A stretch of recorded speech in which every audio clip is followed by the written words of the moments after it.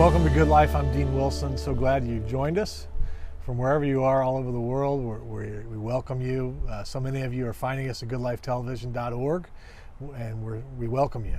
All of these wonderful guests, you can find them all. I think we're at about 120 wonderful people, all walks of life, business people, entrepreneurs, public servants, overcomers, young people. It's been a great group, and you can find all the full form, the long form interviews there. You can also find what we call power clips, where we kind of break those interviews up into some of the great moments.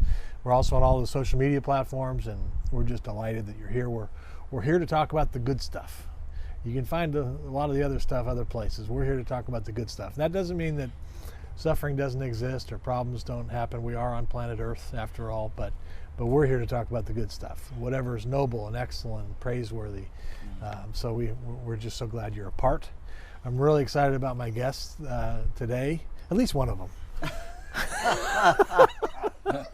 Sorry, John. I'm excited Reed's here too. At least 50% of my guests, I'm really, two great guys. Reed Spangler and John Davies are with me. You've seen John on the program previously. We had him on. We talked about leadership and culture. It was check out that interview if you haven't actually. But we're here today to talk with these two gentlemen about here in Santa Barbara, California, where we're sitting. The community prayer breakfast that has happened every year except last year for 63 years. 1958 it was founded.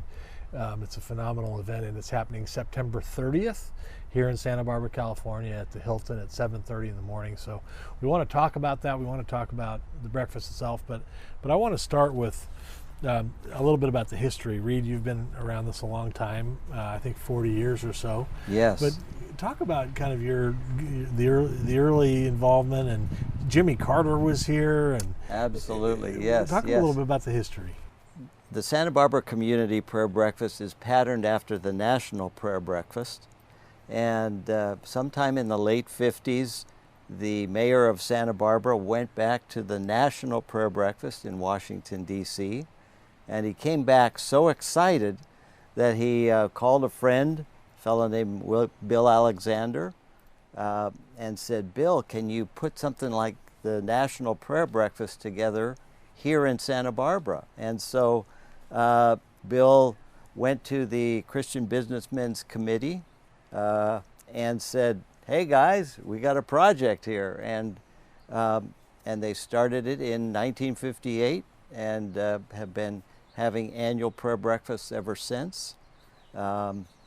We've had speakers that range from Jimmy Carter, who came out here just I think a year or two before he was elected president.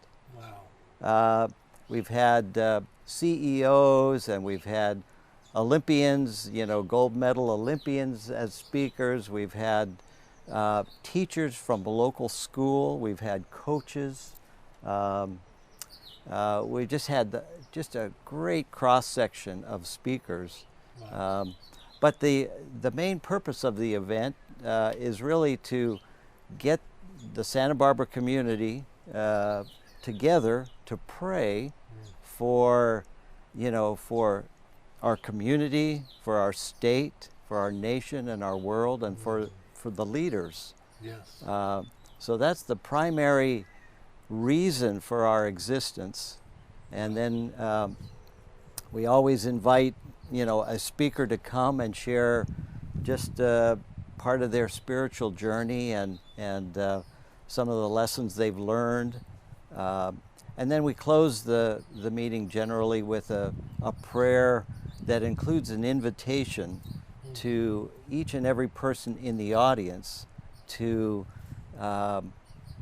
take a step closer to God in their own spiritual journey. So it's all, it can be any denomination background. Whoever's watching this, they're welcome. Absolutely right. Yeah, Yes. That's wonderful. And the speaker this year I've heard of, John Davies. Yes. John Davies is the president and CEO of Davies Public Affairs and various other entities. And John's been around a long time in this community. And John, you're on tap this year. I am.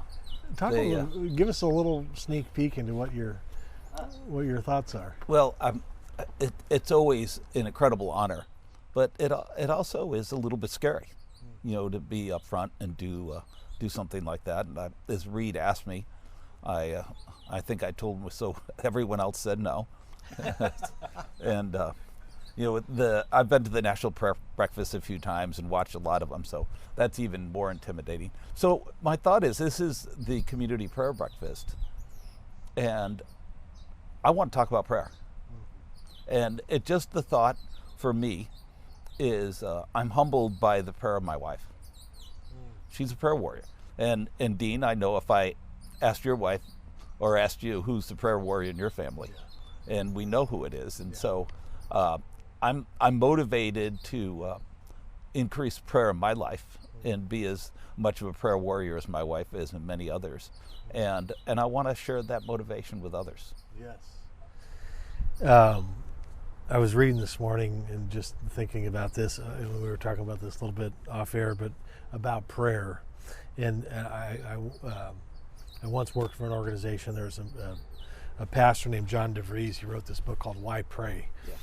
And he says this. It says, prayer is a love relationship with God in which we present our needs and then live in exciting, trust-filled wonder and anticipation of the unexpected ways that God will work. And we were talking about this before. Sometimes prayer can get stale, or I think, okay, and maybe it's the thought that, well, I should be praying more, I should, or I need. Right. But this trust-filled prayer life that, and Reed, when we were talking about this earlier, I could see it all over your face when we were talking about just a fresh, trust-filled prayer life is so wonderful. It absolutely is. Yeah. I mean, it's the best way to live. Yeah, absolutely.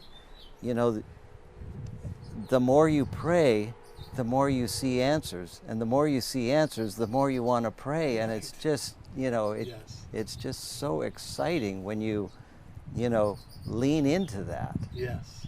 Absolutely. It's I've come to think that maybe the most wonderful thing you can say to another person, if you mean it, which I'm assuming you do, is I'll pray for you.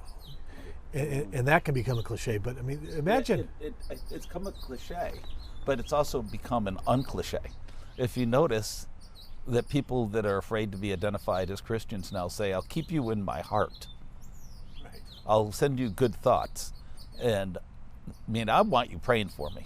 That's a great point. My wife's brother-in-law has just been diagnosed with a non-terminal but a very painful, they actually call the disease the suicide disease. It is so painful. And so we're praying for him.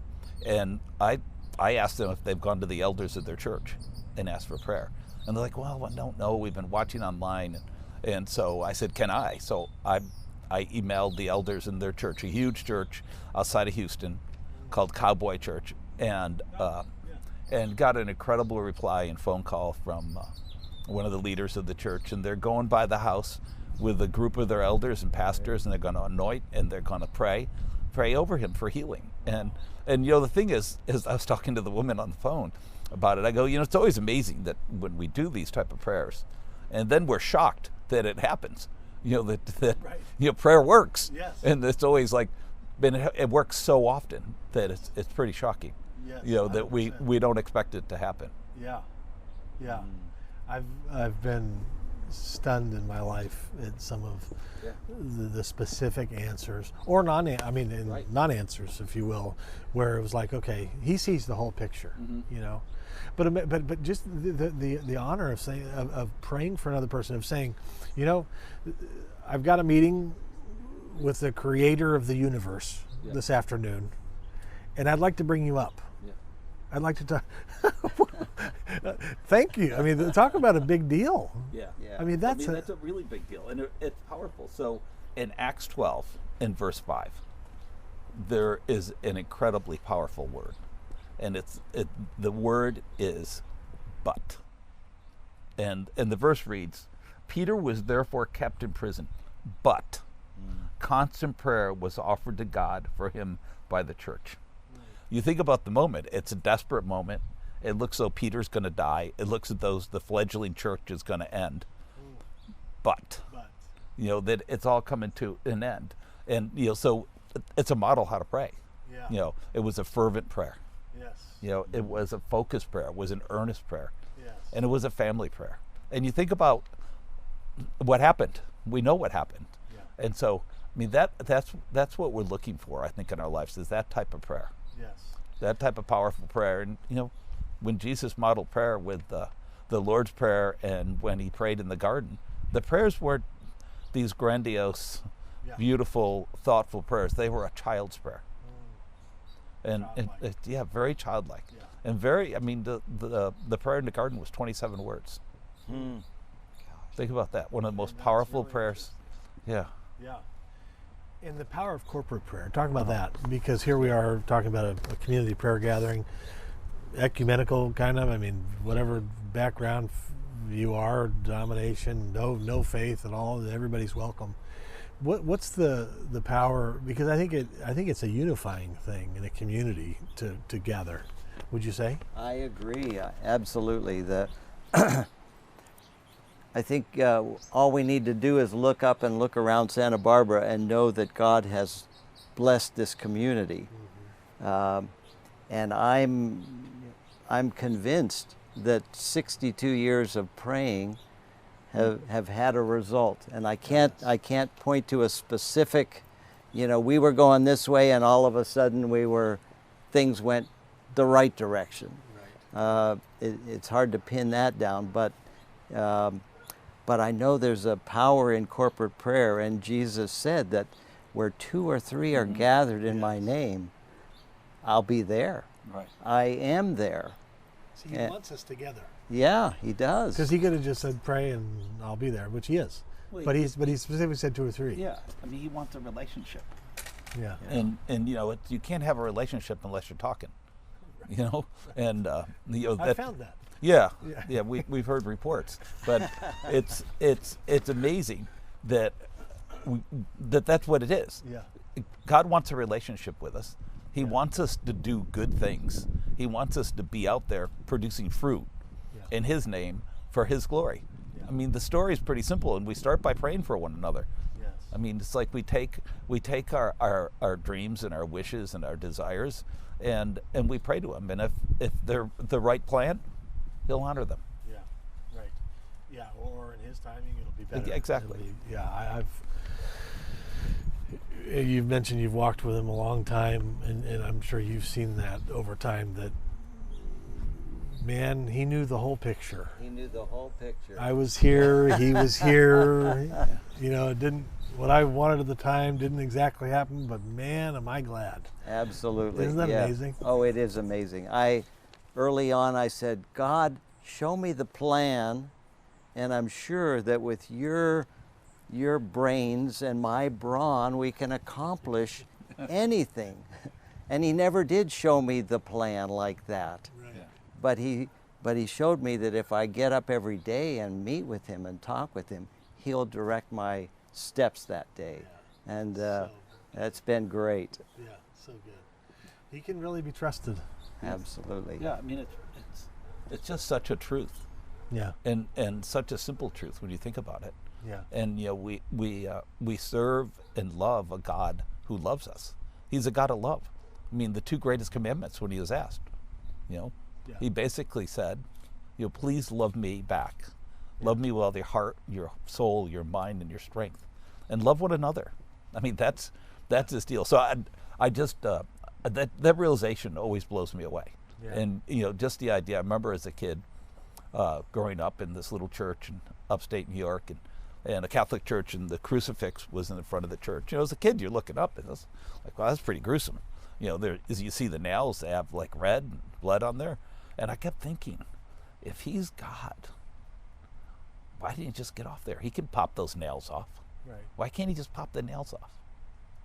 Yeah. And as I grew in my faith, and the realization hits me is that the nails didn't keep him on the cross.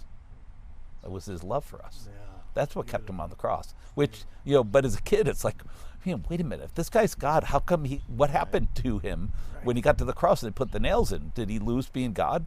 Yeah. No, that's not why he stayed there. Right. Oh, that's so good, John. So good. Yeah, and I had a guest here a few weeks ago. He goes, like you, he's walked with God for a long time, and I asked him, what is it you like about God? And I was expecting some, kind of profound theological statement or something. He says, I like that he likes me. He doesn't just love it, like, because sometimes I think, well, what prayer, is he up there going, is Wilson again? Can we figure this out at some point? Is Wilson again? This is the 5th time you've asked me about that. Right. I've told you 5 times. Right. I said go do times. what I said. Right. Yes. But his posture towards us is he doesn't just love us. He likes us. Like he made me. Like he did it. He made you. I mean, it's what a wonderful Tim God. Keller has this great quote, and I'm going to blow it because I haven't thought about it in a while, but it's about being known and loved. Yes. And so it's one of our fear is being known and not loved. Right, but his deal is that to be loved but not known is really nice, but it's not fulfilling. Yeah. To be known and not loved is our greatest fear. Yes. But to be 100% known and 100% loved is the greatest joy you can have. Yeah. And that's a relationship we have with Jesus Christ. Yeah. That he knows us 100%. He knows everything that no one else knows about us, and he still loves us. Yeah. And he is patient and polite and waits on us. He waits for us. Yeah. Yeah. He's bringing the noise. I didn't know he had it in him. Yeah. You better save some of this. Okay, I'm done. You're the keynote, Yeah. No. How many minutes do I have? No, you just get 6 minutes. Well, I don't know if you guys ever watched. One of my favorite prayer breakfasts, and just blew me away, was Bono at the National Prayer Breakfast. Oh my gosh. And so I watched it, and I wish I could have gone to that one. I saw James Baker, who was the Secretary of State, James Baker, and I saw Billy Graham at the National Prayer Breakfast. So 2 amazing people to be there. And so I watched Bono, and Bono started off, he goes, so I don't know why I'm here. He goes, it's like this is a place for a man of the cloth. And unless the cloth is leather, there's no reason for me to be here. And what he gave that day was so powerful. It was basically that just because of the longitude and latitude of where you were born should not define your life. And we who were born in more gifted longitude and latitude need to help those who were born in others. I mean, and that speech. You remembered it. Oh, it's a book. It was published as a book. Oh, really? Very, very powerful. Wow. And then obviously Eric Matexas and Ben Carson, and you keep going through the group. Yeah. So I mean, if people are looking for it, looking to find some of those National Prayer Breakfasts, it's a great thing to look at. Yeah, you can YouTube it. Yeah. National Prayer Breakfast on YouTube. You can find. They go back 63 years. My dad's sitting over here. He took me. I remember. Somehow through security, I made it through with that little camera. Do you remember? Yeah. Ronald Reagan was president. I stood up. I'm like 10. I stood up to take a picture. I don't think you could do that anymore. But I'll never forget that. But we went to those National Prayer Breakfasts. Yeah. It was meaningful. And there's a lot of big hair there. I'm just saying. A lot of big hair. Yeah, because my tickets were always way in the back. And there was a lot of Texas hair there. Texas, right. You had to dodge your chair around a room to try to find a place where you could see. Where you get over the big hair. So here is an opportunity to unite. Here's an opportunity to pray. Here's an opportunity to be together in fellowship, and in this COVID era where we haven't done much of that. It's September 30th. We're talking about the Community Prayer Breakfast here in Santa Barbara, California. September 30th at the Hilton, 7:30 a.m. John Davies is the keynote, and I'm with Reed, Spangler, and John, and I'm excited. Yeah, so am I. Yeah. So, any other details I'm leaving out? Well, if anybody is interested in becoming a sponsor, yes, they can go to santabarbaraprayerbreakfast.org. We've got the website there. It'll give details on how to become a sponsor, how to purchase a table of 10, yes, 10 seats that is, and invite your friends. this is an opportunity for the whole community to come together and pray to address, serious problems that we're facing, and just ask for, reconciliation and help and health and just whatever we need. And so check out the Santa Barbara Prayer Breakfast.org. And the Christian Businessmen's group is involved in the planning of this. We wanted to mention that. But yeah, I'd encourage you to look at sponsorship opportunities, tickets, bring a friend. Again, this is apolitical, all religious, all denominational, religious background, no faith at all, whatever it is. It'll be an uplifting, wonderful time. I can tell you. And if you can't afford a ticket, yeah, let us know that also, and we'll get you there. Yes. If you can't afford a ticket, let this group know, and we'll be talking about this. We'll be pushing these clips out on Good Life TV and getting the word out. So, awesome. Thank you for your years of involvement with this, and John, we'll be praying for you. Thank you as you bring the word. Yeah, please. And, it'll be wonderful. Thanks, guys. Thank you, Dean. Thank you. We'll see you next time.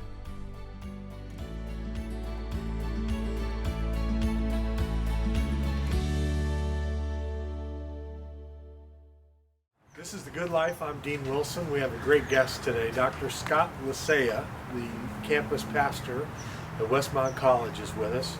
You'll laugh, you'll cry, you'll love him. The Good Life is next.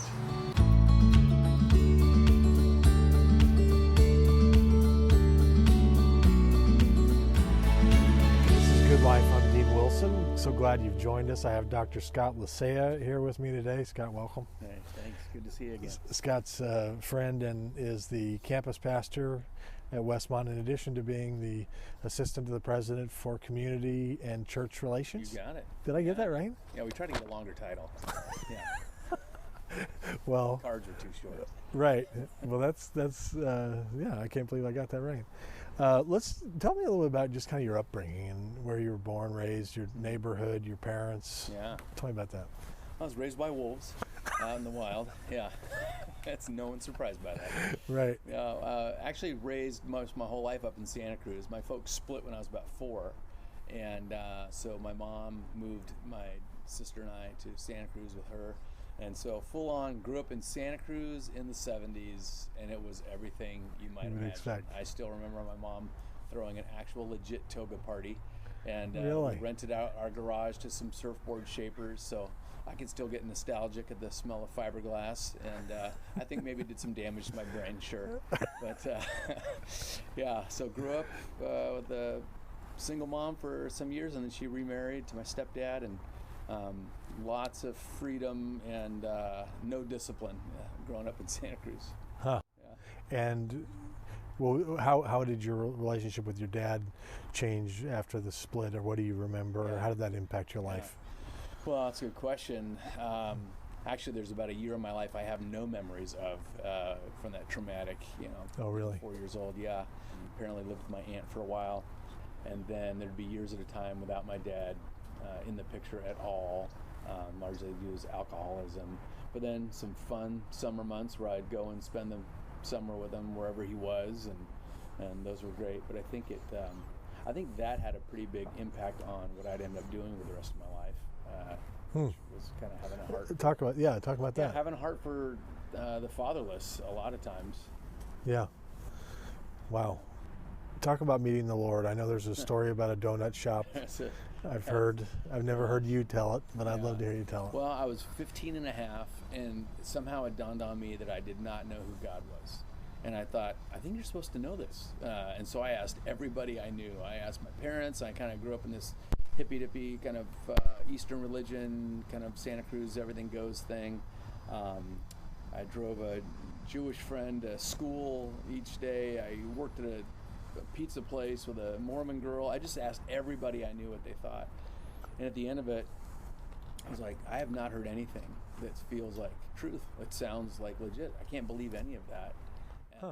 And so I'd made a career change from the pizza joint now to Winchell's Donuts on 41st Avenue in Capitola. And I was making donuts one night, and they weren't coming out good, and that was sort of the straw. And so I threw the donut sticks against the wall and said, God, that's it. If you're out there, you come get me. I'm done trying to find you. Really? And the next day, I'm not even kidding, the next day, I had a new boss at work, and she starts telling me about Jesus.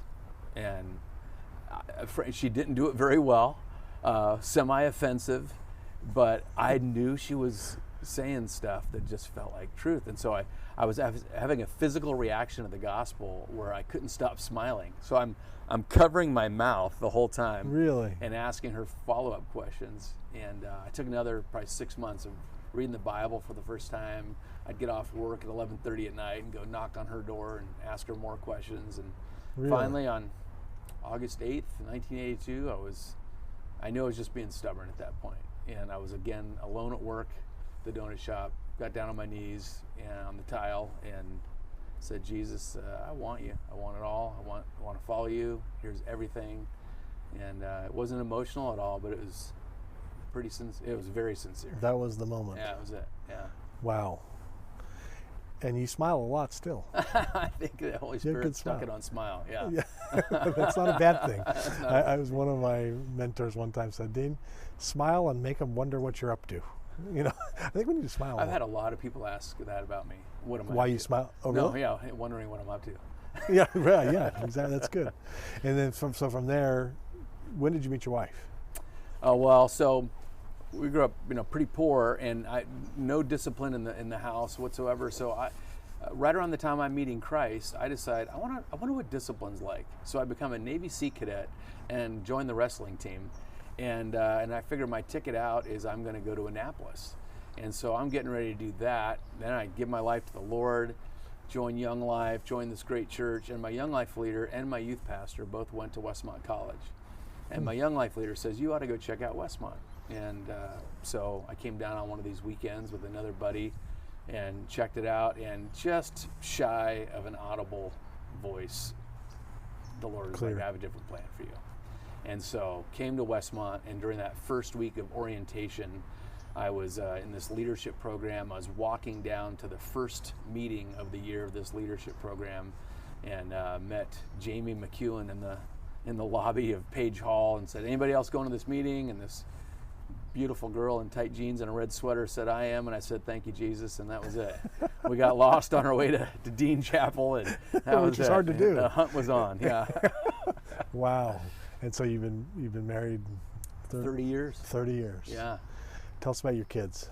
I got 3 sons, and my sister's boy, my nephew, who we've helped raise as well. So a lot of men. Yeah. I was changing the painting over the mantle the other night, and noticed that there's blood on the wall. And I thought, good Lord, what are these guys doing when I'm not here? But so my nephew is Brandon, and he's got his first son, Dylan Scott Lisea. And my oldest boy, Tyler, is married to Brittany, and he's in town here and looking at going to law school next year. Reed is here living with us, graduated from APU with a film degree. And Braden's our youngest. He's a junior at Westmont. Okay. Yeah. I was reading, kind of tracking your career. You were a Young Life leader here, area director, and then went on to Oaks Christian and came back to Providence and now Westmont. Yeah. But talk about the Young Life years and talk about there's a special needs component to that called Capernaum that I'd love you to talk about how that all happened. Yeah. So when I graduated Westmont, I actually went down to Escondido, North San Diego County for 10 years and became the area director of North San Diego County, and was coaching football and working with kids on the Native American reservation down there, and kids in this great blue-collar town, and a lot of Latino kids and every kind of kid. It was great years. And during those years, we kept going to summer camp and meeting up at the same time as this area from San Jose that had these kids with disabilities. And pretty soon, I would start to call my buddy Nick up there and coordinate when he was going to camp so that I could bring my football players at the same time, because it was transformative for them to watch these kids go through camp and be a part of helping them get through the ropes course or whatever. And somehow the kingdom was explained to them in ways, and that I think they saw it in different ways just being around them. So I think the Lord always had that on my heart. And then after 10 years there, came to Santa Barbara to be the regional director for Central California. And in the first year, I just kind of had a wild experience from the Lord, frankly, that kind of led to starting the club here within the first year or two. What happened? It goes back to while dating Jamie at Westmont, we go to a movie at Victoria Theater. It's the Mother Teresa documentary. Romantic date for sure. Right. And there's this scene in there where she's going bed to bed in this refugee camp, picking up these kids, all sorts of deformities, and she's just rubbing them and holding them and squeezing them and kind of telling them they're beautiful. So I had that scene in my mind. Fast forward years and years later, I have this dream, and in the dream, it's like a point of view. I'm Mother Teresa going bed to bed and hugging kids and telling them they're children of God and they're beloved, and that was a neat dream. Well, then as a regional director, I take a couple of friends to India, a couple of guys, supporters, and we go and we're doing Young Life stuff there, training Young Life leaders, and then we go into a Mother Teresa home, and we walk into this room. This nun's going to give us a tour. We walk into this room, the nun disappears, there's no tour, there's just the scene out of my dream. Really? It is wall-to-wall cribs and beds with children with all sorts of things we don't see here. And you could hear the air leave our lungs. Our wives are not with us. I got 4 men. And in a second, I was like, guys, here's what we're doing. We're going to go bed to bed, crib to crib. We're going to pick up these kids. We're going to squeeze them, love them, bless them, tell them who they are. And I can't remember if that was an hour, if that was 2 hours, if that was 10. I don't know. It was just this moment in all of our lives. Came home, was like, that's it. Found a Westmont grad that wanted to go to San Francisco and work with inner city kids. And I said, how about if you stay here and help us start a ministry with kids with disabilities? And she said, she was courageous and said yes. We didn't know any kids. I went to Santa Barbara High, where I was coaching football at the time, and found out we had a classroom there with kids with disabilities, and met Robbie and started picking up Robbie and taking him out to lunch, and that's a whole nother story. Where's Robbie now? He lives in town. He works at Kyle's Kitchen. Oh, he does? Yeah. But Robbie is great. I pick him up to go to lunch, and we'd cruise Milpas, and he'd hang his head out the window, and at all the girls, he'd scream, woo, woo, and all the guys, he'd scream out, dork. And I thought, Robbie, you're going to get us killed, man. And then we'd eat burgers, and then I'd take him back to the school. We'd play wiffle ball for a little bit, and I'd get him back to his classroom. And I remember at one point doing this, and I was real busy and feeling very self-important as a regional director. And I was thinking, God, is this a waste of my time? Like, is anything getting through in this moment? And I just felt in the spirit a 2x4 across the head that says, don't you worry about me communicating myself. Pay attention. And that led to about millions and millions of lessons that I've actually learned from these kids with disabilities. Changed my life. That's incredible. Yeah. It is. I was talking to somebody else about this, but we have a special needs daughter, and you know, it's a perspective changer, you know, and I think the gift of perspective is something, and what we can learn is incredible. The simplicity, the purity, there's so much there, isn't there? Yeah, there is. Sometimes it's subtle things. I'm driving down State Street one time and look over at the bus stop, and there's 5 of our students, and so I pull over and say, what are you guys doing? And Jessica hollers out, you know, Nick's got a doctor's appointment. And I'm thinking, okay. She said, we're going with him. And I'm just hit with this fact where I go, I love it. Do I go to doctor's appointments with my friends because they might be nervous? I mean, is, you know, profound. And that is so two beautiful. Other things. I was speaking at a camp. Young Life now does some of these weeks where it's just with students with disabilities, and get sort of tailored the program to slow some things down and make it fit. And one time I'm speaking at camp, and there's a young lady there with pretty profound form of autism and no eye contact, nonverbal, lots of tics. And I'm greeting her each time, hi Corin, you know, how are you? But nothing coming back. And again, tempted to have that feeling, like, is anything getting through?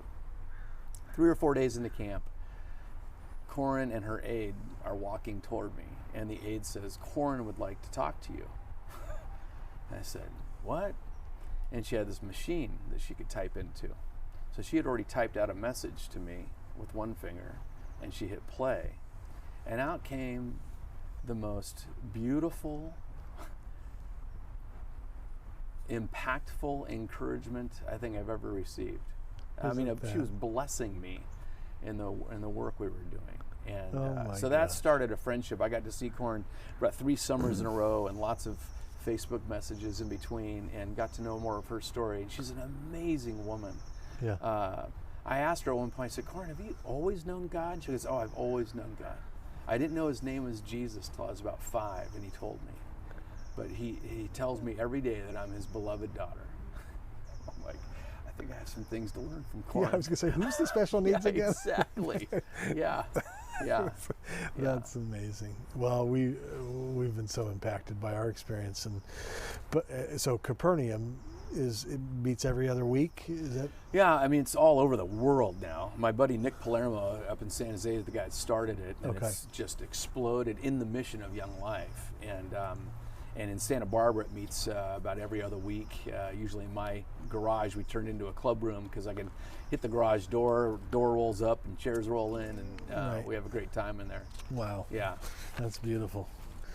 Your journey with Young Life and Oaks Christian and Providence, what stood out about that journey in each place, or what's something you've taken along the road here? Yeah. Well, I wasn't smart enough to plan any of it. I felt very led each step of the way, mostly in hindsight. I think my those first 10 years was all about just doing the work, beautiful work of giving yourself to kids' lives and investing in other people that were doing it, and building teams that kind of mission communities, people that were doing something, and it wasn't just constipated with Bible study. We were actually doing mission together. Yeah. And that group of people tended to stay because it was so life-giving. Right. That taught me a lot. So then when we came up here as regional directors, Jamie and I had a real passion to train people to build teams that would do that. And so that led to a lot of training. We led this thing called The Experience for about 15 years, and that sent hundreds of people into leadership, and that was really rewarding. Wow. Somewhere through the end of that, I started studying again, and was getting my doctorate at Fuller, and this opportunity at Oaks Christian came across my windshield. 3 different people sent it to me within about a week, and I had this experience of saying, wow, I think I'm supposed to go do this, and went through quite a rigorous interview process to get that role. But it was a joy for me again to be in a community where I was going to see people a couple days, day after day, not just once in a while, right? And be in students' lives and with faculty and administrators. Yeah. I accidentally ended up as the head of school. That led to an offer to come to be the head of school here at Providence in town. They had just merged a couple of schools and wanted their first head. So I had the privilege of doing that for a few years, and then this opportunity at Westmont came up. And for me, again, I can do a lot of different things, but I really wanted to invest in students and send the next wave of leaders. That's kind of becoming very clear to me that's what makes me tick. So yeah, sending leaders. Yeah. I was just going to ask you, what's your vision? I mean, in terms of your role with, I know that you have a role with Westmont community as a whole, but specifically the students. Yeah. I mean, what do you want to see, or what's your dream, your vision for what can happen while they're up there before they're sent out? Well, so much. I mean, I know you had a great experience. I had a phenomenal experience up there as a student, and I tasted what a Christian community looked like, and not a romantic one, like a real one. Right. I have lifetime friends, brothers that I still walk with to this day. I was exposed to mission opportunities, ministry opportunities there, and put in places of leadership that I wasn't ready for yet. And that's kind of how Jesus did it with his guys. It's like, you guys don't know Jack, go out and do a mission and come back and tell me about it, know. Ready, fire, aim. Exactly. Yeah. And so I think all that stuff that I experienced, I want to be a part of that here. So it's a privilege. I get to do pastoral counseling and come alongside students and cheer them on. But I also want to launch them, that they leave this place as real Jesus people, that they'd be really clear about him and the Gospels, and go and lead teams of people into Jesus kind of stuff wherever they are. Yeah. Do you like to preach? I do. Yeah. I do. Yeah. What has been your, like this year, what has been your theme, or what are some things you've been talking about? Well, it's the first time I've ever done it like this since in having this gig where I think, oh wow, okay, I've got, you know, a series of 18 if I want to do a series. So last year I did a whole series on Psalm 23. I stretched 6 verses into about 18 messages. That's and this year, but that came out of a place where it's like I was aware that students deal with so much anxiety and depression. I really wanted them to be able to say with David, "The Lord is my shepherd; I lack nothing." Yeah. So we did that. This year, really on my heart is this John 17. I'm calling it the Lord's Prayer for his beloved community. And just looking at what does Jesus want for his community, and so much in there. And the thing that keeps resonating is this idea of oneness, and that's where I go. The Christian community is a wild deal. A bunch of people that don't belong in the same room are family, and it's messy and complicated, but somehow his vision. And so I just want us to lean hard into figuring that out. That's wonderful. Yeah, or growing in it anyway. And how did, that leads me to another question, but I want to insert another one. In our world right now, of this divided, angry scene that we're in. I hadn't noticed. What are you talking about? You did watch the news? It just seems like that, I guess Jesus may have had it right in terms of if you want them to know that you're my disciples by your love for one another. Because it seems like in this day and age, the contrast between that and what we've got is pretty stark. It's very stark. Yeah, the world is moving into a place, or at least our culture is moving to a place where it's almost as unity only in agreement. Right. And actually, that's not the Christian view of unity whatsoever. It's this idea of oneness. In the Hebrew, it's this word echad, which is like a symphony or a choir or a team. Many parts can come as one.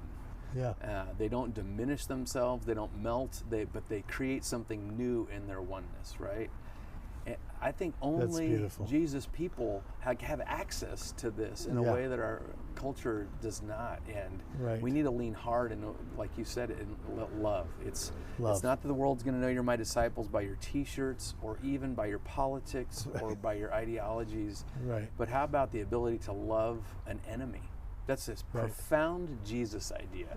We ought to try it out. Right. I read the other day, I knew love your enemy was in there, but I didn't know it says, and if your enemy asks you for money, give it to him and don't expect it back. Right. Yeah, if you ask for your shirt, give him your coat. Say thank you very much. Because what would that do? What would that do? What would that do? If someone comes to throw a blow at you, you absorb it. Right. What does that do? Yeah, we need this, don't we? Yeah, we do. Yeah. That's where one of my big hearts at Westmont in this role is I want our students to recapture Jesus as teacher. Not just as Lord, not like we just needed him for the last 6 hours of his life, but actually as teacher for life. Right. This is how life in the kingdom goes. Yeah, that's beautiful. Yeah. I was going to ask you before that about millennials. Yeah.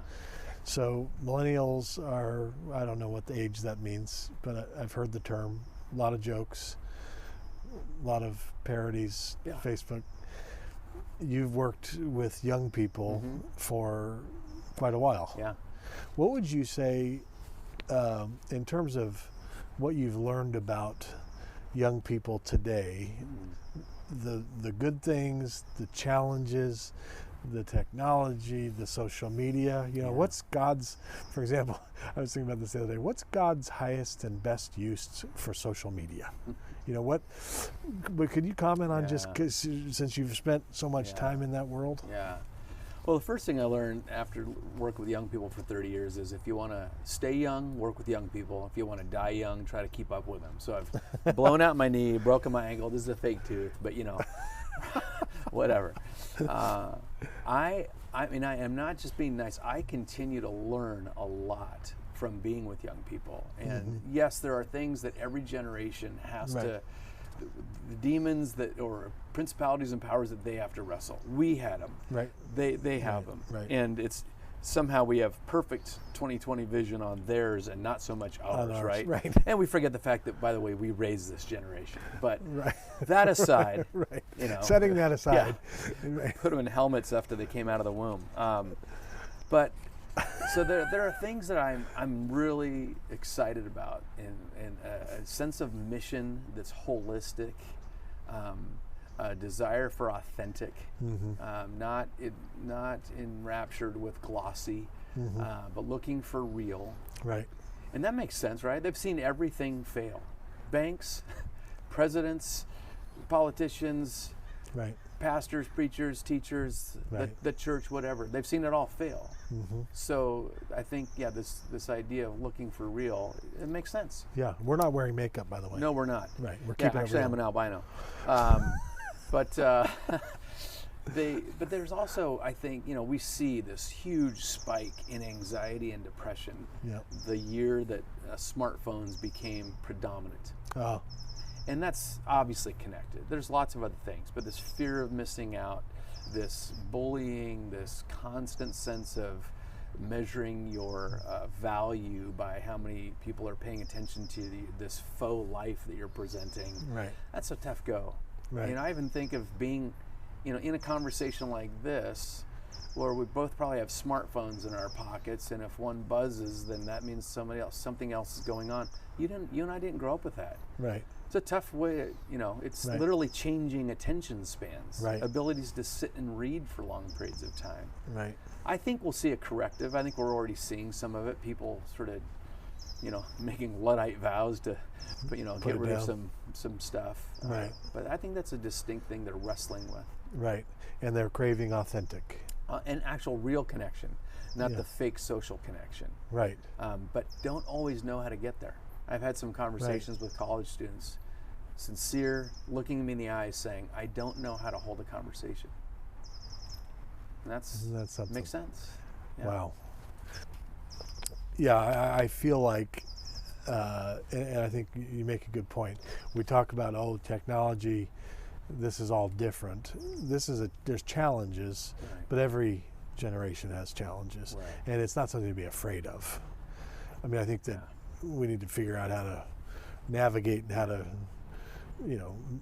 navigate it. Yeah. But there's nothing new under the sun in terms of every generation has their challenges. Right. And maybe it's the Santa Cruz in me, but I think, question everything.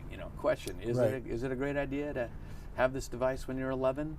Right. Is this, Right. what does this do to my relationships? Everything has a consequence, a lot of them unintended. It's all worth questioning. Right. And this is where I think that faith should make us be willing to live counterculturally in some ways. And I'm still trying to figure out what that means with technology. Yeah. I don't think I've wrapped my mind around it. Yeah. I think when I think about technology and social media, I think about I want to be a light. Yeah. I want to bless and encourage other people and share good news that hopefully blesses somebody. But I don't want to be fake. Right. But also, I'm not going to put my dirty laundry out there and say, let me tell you about my failing today. It's a I was tricky. thinking about doing a whole year of just me at my worst moments, Right. Here's me with the flu, Just to keep it real. Here's me with the flu. Right. Yeah. So it's an interesting one. Yeah. I mean, the only counsel I've given my kids and thought about for myself is to use it to bless and not curse. Yeah. I haven't seen yet a political fight get solved on Facebook in the messaging. No, still waiting. Still waiting for that. I think we're at like 0 for 17 million. For 17 million. But, Yeah. So It does become a great opportunity to talk with young people about, and anybody now, myself included, about being mastered by nothing. What does it mean to have Jesus be your master, but not even the immediacy of needing to respond, the immediacy of needing to be available all the time. Right. That's feeding this sort of false self thing too. Right. Like you actually won't die if you don't have your phone on you today. Turns out the universe will Right. still spin, Right. and you may actually breathe deeper. Right. I think it can be wrapped up into the identity of busyness, Right. importance, if I check my phone and the little red light's on that somebody liked my thing, what does that do for me? It's a weird kind of deal. But I don't think we're going to solve this today. No. In fact, I need to check my post. I sure like it though when I'm searching and studying for a message. I can Google everything. Right. We're calling this program Good Life, not the good life like cars and no sickness, but good life. Like, what is the good life? Dallas Willard, I think, talks a lot about, what is the good life? That's what everybody's. How would you talk about what the good life, what the good life is truly? Not this glossy, authentic stuff we've been talking about, but talk about that from your perspective. And what is the good life? Well, and isn't it great to ask this question in the center of, Santa Barbara, which is a beautiful place, a wealthy place, all this stuff. And, it's very tempting to believe that this right here, right now, is the good life, right? I got to study with Dallas when I was doing my doctoral stuff, and that was one of the great privileges of my life. And kicking this topic around and being shaped by him has been very important in my life. I think of it this way. I think we're disintegrated people. Like what we think doesn't match what our passions are, what our appetites are, what we do and where we go and all this stuff. And I think that the gospel wants to line us up and become integrated people. And I think that the plumb line is the love of God, the love for God, and the love for our neighbor. And you see that in the Shema. It's a very, very old Hebrew idea. You see Jesus reaffirm this in the New Testament. This is the greatest thing. It's the most important thing. Everything else hangs on this. Love God, love your neighbor. So I actually think the good life is when more and more of our parts become lined up and influenced and driven by and infused with the love of God, the love for God, and the love for our neighbor. As that hits my pocketbook, that's the good life. As that hits my time and my availability, that's the good life. As that hits my thoughts, my perceptions of you and my neighbor and people that are nothing like me, that's the good life. Right. It's when I'm and I want to write a book called Becoming Love.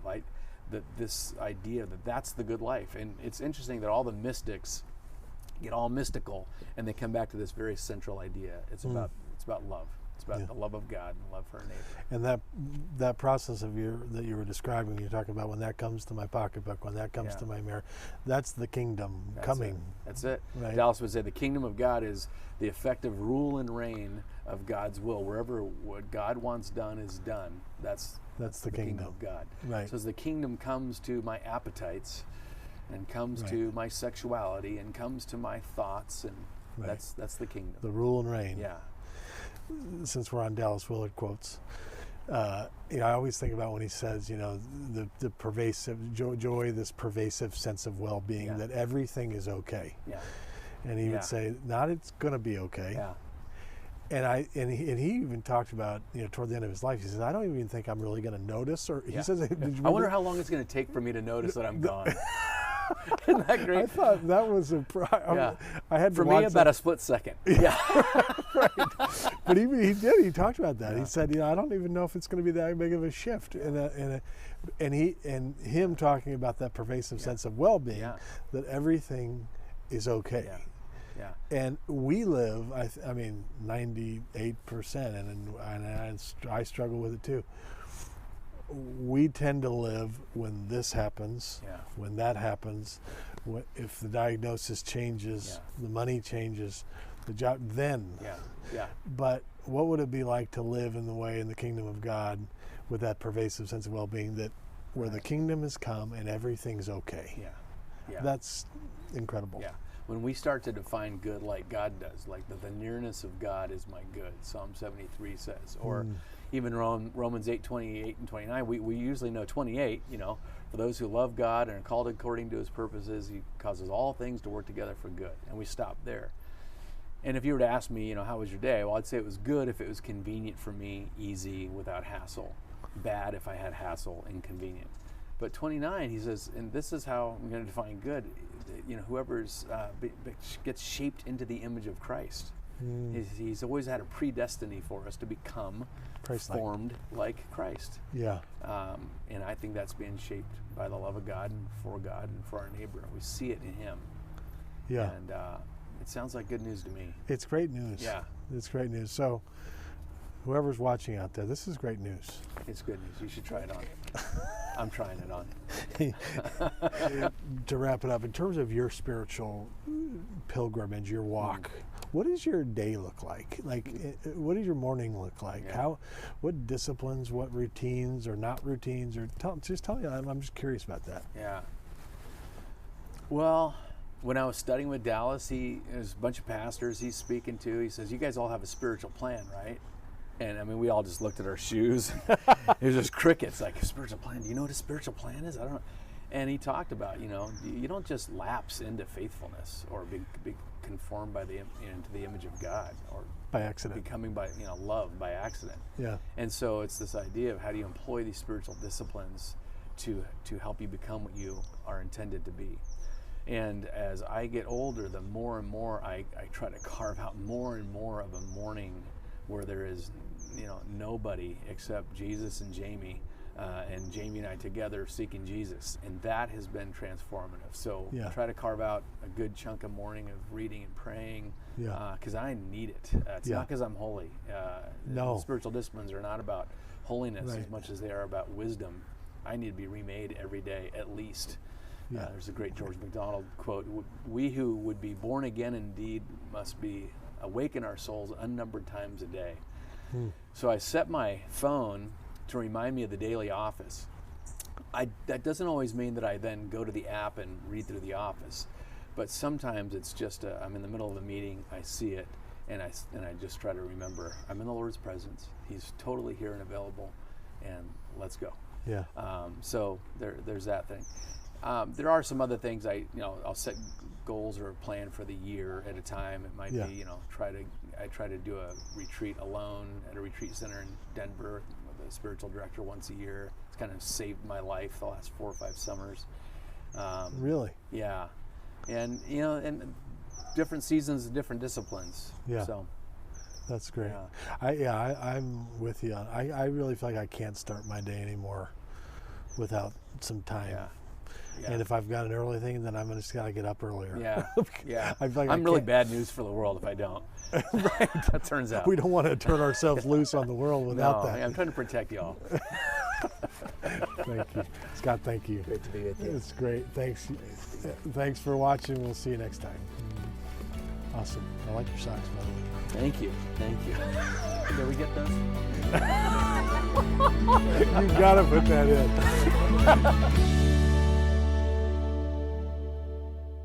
What is Good Life TV, you may ask? Well, let me tell you. Good Life TV exists to inspire, empower, educate, and encourage. Those are the things we want to do in a rough year that we're having. We want to encourage you. We want to inspire you. We're telling stories. They're real life stories. They're not all celebrities. They're people from all walks of life.